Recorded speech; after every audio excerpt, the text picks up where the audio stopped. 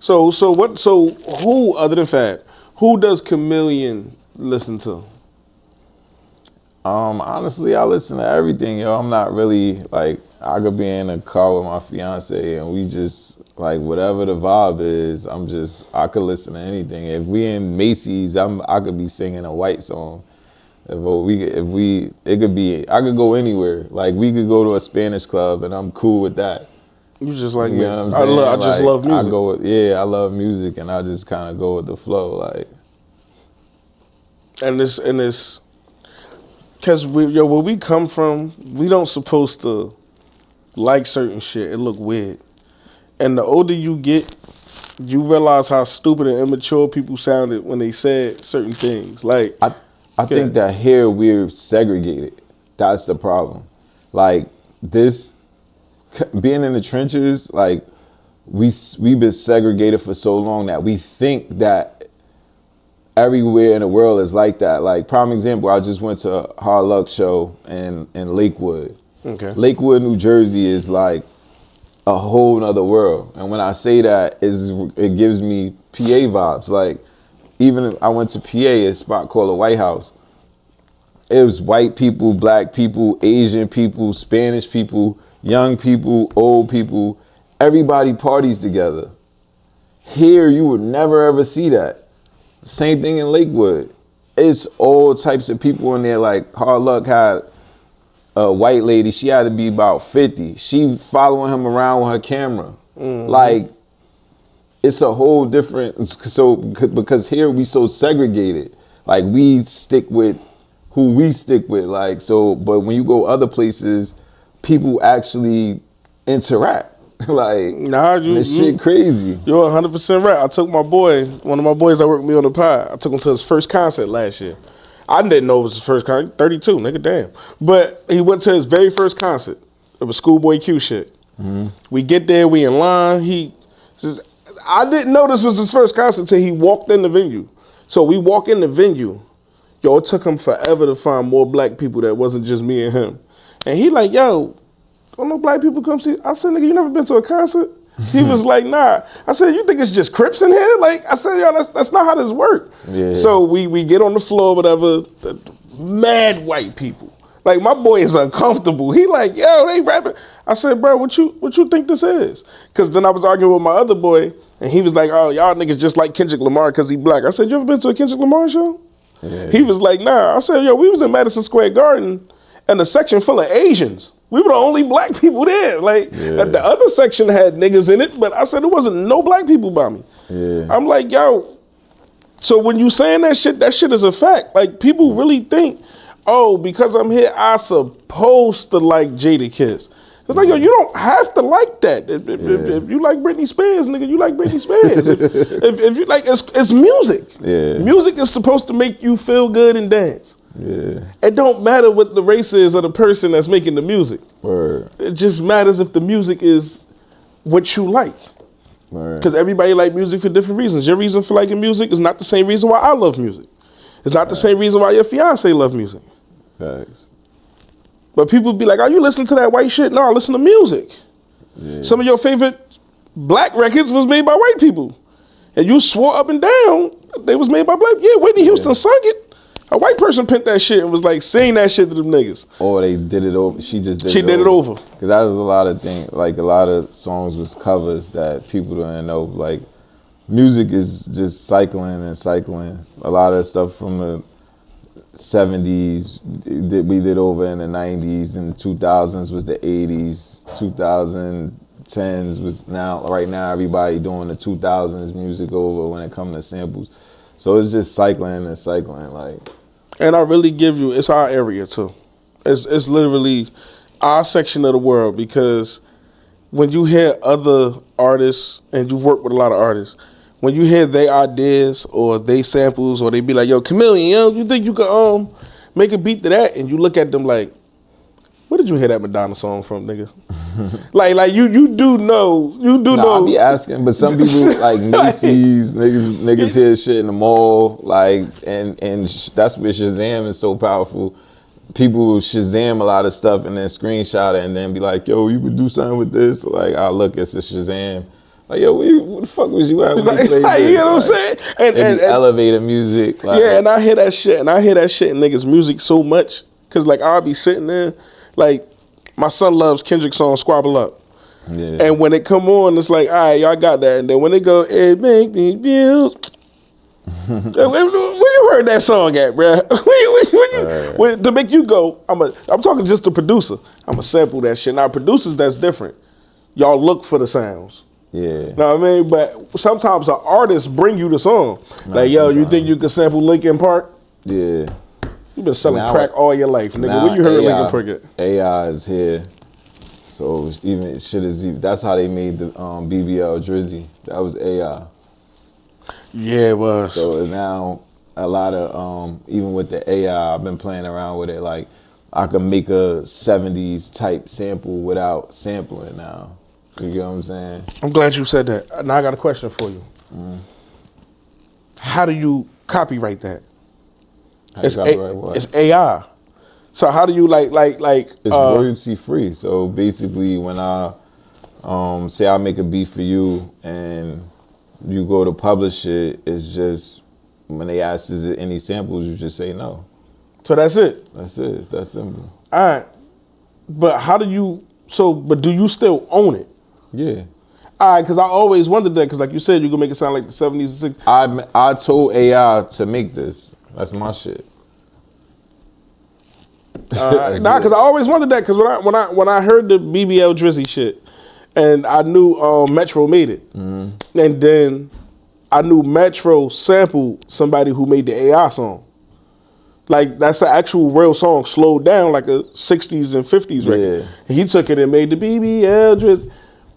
The dude who made the AI song, I'm like, do he get paid for Metro doing it? Yeah, that case, yeah, because then he would get paid for that. Because he made AI make that. Unless Metro went and got it to make it itself. But it's hard to get AI to do anything twice. So I'm pretty sure that he probably reached out to the dude and probably cut him a check because shit was fire. So you ever thought about doing that? What? AI sampling?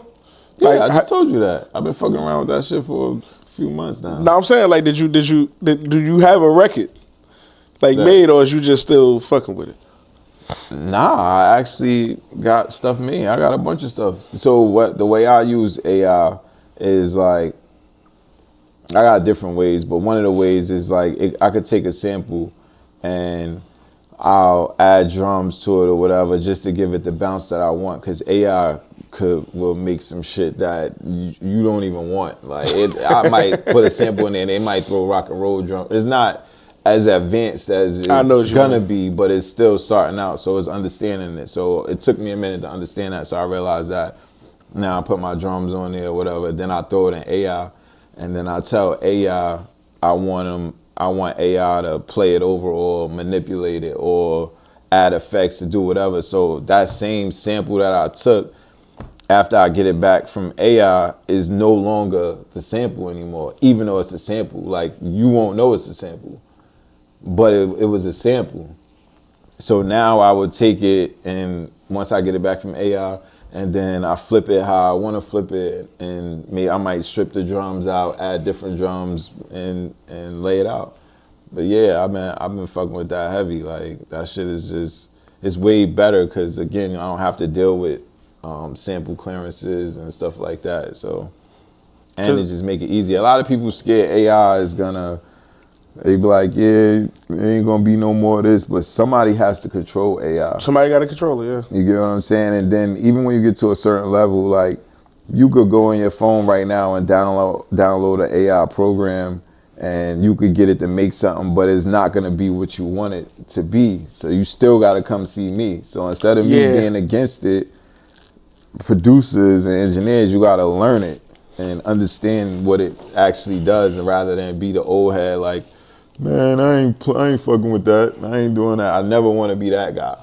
That guy's not going anywhere. You're gonna be old, outdated real soon. Like, so I try to stay up to times with, with what's going on. So as soon as I got a whiff of the AI, it was like for days I'm just studying it, like just doing different scenarios of different things, and I just You know, I got it now. Yeah, you know what's the scariest thing about AI? I'm gonna tell you my take on it. See what you think.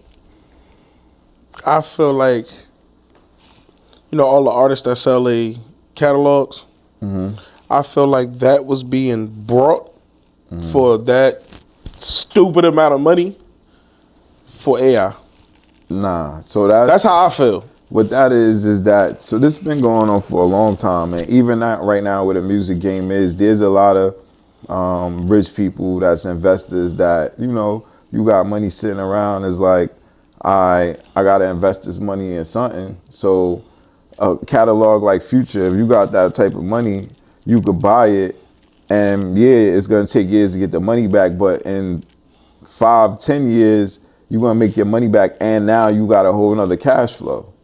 You get what I'm saying? So that's how the rich stay richer. You gotta invest in something, and because I know a couple people who buy catalogs or whatever, and that's literally why they buying it. It's not even for AI. It's just literally like, yo, I got this money sitting here. I'm about to buy this, and the shit over years is gonna make me a certain amount of money. Yeah, nah, cause that shit is just scary. Like I seen Beanie Siegel just play his verse that he put on Freeway new album, and he used AI because of his voice. Yeah, and I'm just like, and that's one of the prime examples of the good thing about AI. But again, that engineer had to understand AI. So when Beanie came, he was ready. Like me, if Beanie would have came to holler at me, nigga, we would have got it. I could do that. Gotcha. You get what I'm saying? Like, cause I'm already with the AI shit. Like, so yo, I want my old voice. All right, cool. Record it. I got you. Boop boop boop boop. Then they putting that shit in cameras now. Like I just seen some shit with damn, I forgot the new camera. How this shit filming us now? If both of these die, when I'm done, wherever the footage cut off at, AI give me 5 more minutes. Damn, that's crazy. And I was bugging out, like, what the fuck? Like, what? And then they did it, like when I watched the video, it was like, the dude took the video and he was smiling, and it cut off. And when he did it, he hit the AI button, he was smiling. Instead of it cutting off, it just kept going. That's crazy. And I'm like, what the fuck? Like, yo, that is, like it's a beautiful thing, but that shit can be scary. It could be used good and bad. And then you tell a motherfucker like, that ain't me saying that. That is you saying that. No, the fuck that ain't. That's not me saying that shit. Like, yeah, that shit. And then like photoshopping was one thing. You ran into people who was amazing at photoshopping. AI is a whole nother beast. Like, yo, like, bro, we learned to identify a Photoshop photo. Nigga, AI put you there, like, so now you on some shit like, yo, baby, I did not go to Puerto Rico. They like, then who is this, Kamillion? I'm like, then you look crazy going, that's AI. Yeah. It definitely could be used for bad. That shit could be used for bad, and that's the only scary part, because it can be used for bad. It will be used for bad, because there's good and evil throughout the entire world. There's people who make music for the love of the music like you, and there's people who make music just to exploit the person they working with. Like, I'm about to just get this nigga whole catalog. He's stupid. In about 10 years, he gonna be suing. Yeah, that's just a lot of people that's they take advantage of the creator. That shit, and but I do fuck with the fact that you're not becoming a dinosaur, and as music evolved and the technical or the technology for music evolves, you're not afraid to evolve with it. Because I hate to see the older guys from back before me or you shit on how music has changed now. And I just be like, yo, you don't know how popular Nori do it all the time on Drink Champs. What? When he don't really rock with the new music because of how it is compared to how he is. But they sampling the shit out of Nori. And these young dudes always hitting him up. Like, yo, Nori, I'm trying to sample this. And then one day he said, I felt like shitting on the youth, when Armani White hit me up and was like, yo, can I sample it? Then asked for a verse for the remix. And he said, I'm sitting there like, y'all niggas don't understand that. And these niggas is hitting me like, and same thing DMX said about Drake. He was like, yo, I'm shitting on this nigga. And then Drake called him like, I would love to sample your record. How much do it cost? Like, did it wait? And he was sitting there like, I'm shitting on this nigga in interviews, and this nigga just offered me $1 million to sample a bark. Like, yo, I give you $1 million for the bark, my nigga, just the bark. Yeah. And it's like, I appreciate that you appreciate them. Like, yo, we need each other. Because if I want to survive, I can't just shut the door on y'all. And if y'all want to make it, y'all gonna need my guidance. So it's a hand in glove fit. Facts, yeah. So you kill that shit, yo. You kill that shit. And then speaking to you and how you map it out, you thoroughly think this shit through before you move or act in any kind of way. You don't just move off. You stay ready so you ain't never got to get ready. Like, you're always prepared. Like you said, your dream is Fab. But if Fab call, you ready. Oh yeah, I'm ready. You ain't on no shit like, man, I don't know what the fuck I'm gonna do. I got a whole folder for him. It's the fabulous folder. I got the soul tape folder. All right, so I this is a new question I started asking a lot of people. How long is your "you'll never work with this artist again" list?